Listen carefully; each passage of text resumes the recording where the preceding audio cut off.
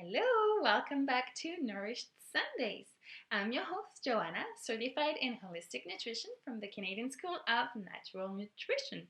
And this series is all about healthy eating and decoding what it may mean for you and your family amidst all the conflicting information you get bombarded with daily. And then on top of that, add the stress from feeding little ones who may well be picky eaters. So I provide tangible, easily applicable tips and information to hopefully make your life a little bit smoother. Today's topic is gluten sensitivity. So I just want to explain a little bit what it refers to and then a few things that may help, as well as some other extra thoughts on it. So gluten sensitivity is the most prevalent food allergy, and it is also the sensitivity that causes the most unpleasant symptom and the most harm oftentimes. What gluten is it is a protein that is found in wheat and wheat-like grains, including barley, rye, kamut, spelt. It is not naturally occurring in oats. However, oats are often processed in factories that also process other grains. So they often get contaminated. That's why some oat packaging do not include gluten-free, while some do.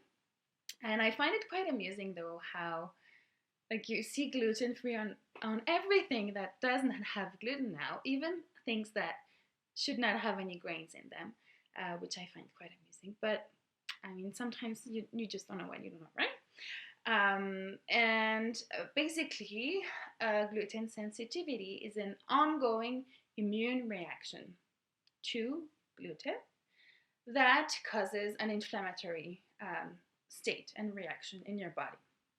And when it causes visible damage to the intestinal lining, that's when it's called celiac disease. So everyone with celiac disease have a gluten sensitivity, but not everyone with a gluten sensitivity has celiac disease, just to kind of clarify that. But there are also many other symptoms that can be seen or linked to gluten sensitivity, including eczema, Hashimoto's, rheumatoid arthritis, as well as asthma, which seem like an odd one, right? Because we don't necessarily connect that together. But it's good to know sometimes by tackling only one side of the issue, you're not going to solve all the symptoms. But yeah, that's why having a holistic approach to things can really make things more comfortable and can help pinpointing what's happening in your body. But that's another topic. So some, good alternatives and most common ones are rice, buckwheat, millet, quinoa, corn, amaranth. So all of those are grains that do not have gluten in them, that still have, high in carbs and proteins for some of them. So it's recommended that you incorporate that in your diet, especially if you have a gluten sensitivity. Now, even if you don't, it's always great to diversify what you eat, because your gut flora really thrives on having different foods to grow on. So by adding, new things, by switching your grains around, you're doing yourself and your gut a big favor. You and your gut, it's basically the same. Now, one other point that I wanted to talk about is that it's not fully understood why many people who are not officially diagnosed with a gluten sensitivity or celiac disease actually benefit from a gluten-free diet to reduce symptoms such as bloating, pain, headaches, joint pain, rashes, as well as fatigue.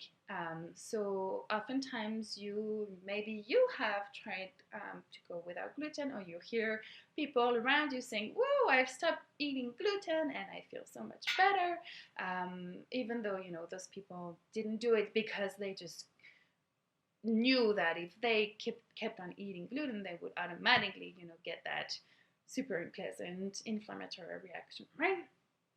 So many people benefit from a gluten-free diet, and this is oftentimes thought to be linked to irritable bowel syndrome, IBS. You have maybe heard about it. And what it is poor absorption of carbs in particular, but other things too.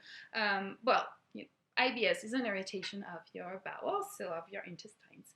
And because gluten is a carb, then when it relates to the gluten and how the symptoms come up when eating gluten, or stop when you stop eating gluten, then it's often because there is a problem with absorption of carbs and kind of an odd fermentation process that happens in your intestines. Again, it comes down to your gut flora. And make sure you check my video on gut health and gut flora to get some ideas and insights into how important your gut is. All right, that's it for today. Thank you so much for watching. I hope you have an amazing week and that you will be well and eat well. See you next week. Salsa, baby.